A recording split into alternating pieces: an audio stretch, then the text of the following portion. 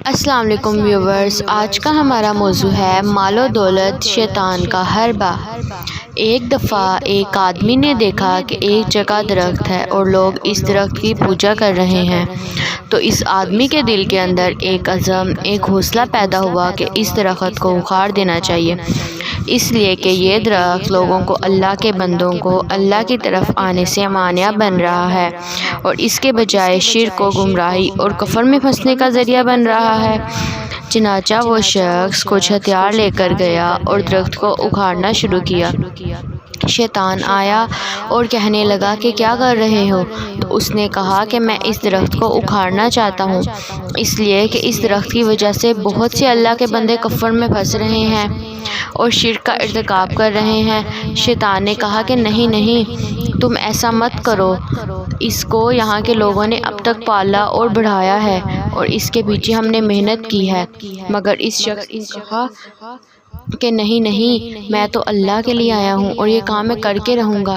اس نے اپنا پورا عزم بتایا، پورا حوصلہ بتایا۔ جب شیطان نے اس کا یہ عزم دیکھا تو اس کی ہمت اور طاقت کے مقابلے میں شیطان مجبور ہو گیا، اس لیے کہ اخلاص کے ساتھ جب عمل ہوتا ہے تو اس کے اندر بڑی قوت ہوتی ہے اور شیطان اس کا مقابلہ نہیں کر سکتا۔ تو شیطان عاجز آ گیا، پھر سوچنے لگا کہ کس طرح اس کو اس نیکی سے روکوں۔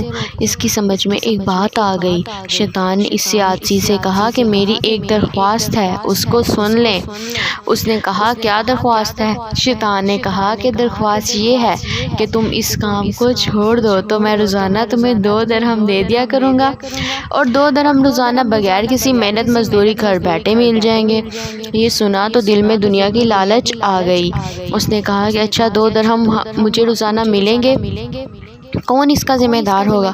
شیطان نے کہا میں ذمہ دار ہوں، میں تجھے پیش کروں گا، اور پیش بھی اس طرح کروں گا کہ روزانہ فجر کی نماز پڑھ کر مصلے سے اٹھیں گے تو تمہارے مصلے کے نیچے مل جایا کریں گے۔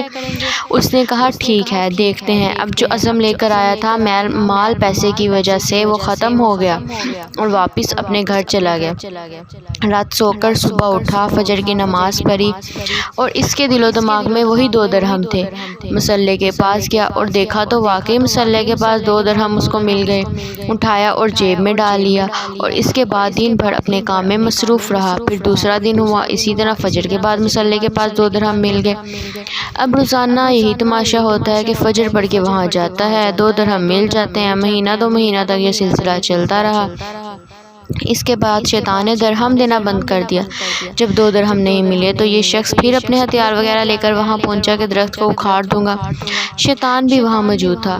جب اس نے وہ درخت اکھاڑنا چاہا تو شیطان نے کہا کیا کر رہے ہو؟ کہا درخت اکھاڑوں گا، اس لیے کہ تم نے مجھ سے وعدہ کیا تھا کہ 2 درہم دیا کرو گے، کئی دنوں سے تم نے دیے نہیں، اب میں پھر وہی کام کروں گا جو پہلے کرنے آیا تھا۔ شیطان نے کہا کہ کر لے جو کرنا ہے، لیکن تجھے اس پر کوئی قدرت نہ ہوگی۔ اس نے کہا کہ کیوں؟ کہا کہ تو پہلے آیا تھا اللہ کے لیے، اب آیا ہے پیسے کے لیے۔ وہاں اخلاص موجود تھا اور یہاں اخلاص موجود نہیں ہے، اب تو اس میں کامیاب نہیں ہو سکتا۔ اس کے بعد وہ آدمی اپنا منہ لے کر رہ گیا۔ بھائیو، اس سے معلوم ہوتا ہے کہ شیطان کس طرح ہمیں اپنے پھندے میں پھنسانے کے لیے لوگوں کو